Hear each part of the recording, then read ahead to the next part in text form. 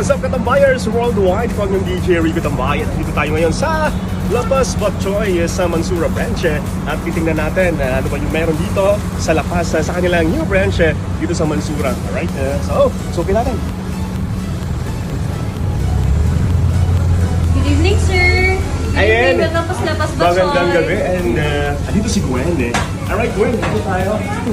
And first time ko dito sa Lapas Batchoy. Kailan ba kayo nag-umpisa dito? Actually, sir, nag-open po kami, sir, January 15 po. Ngayon lang po na taon.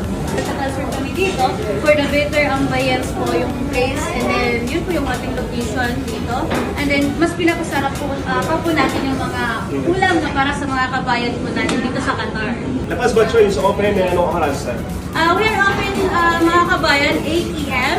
to 3 p.m. po every day.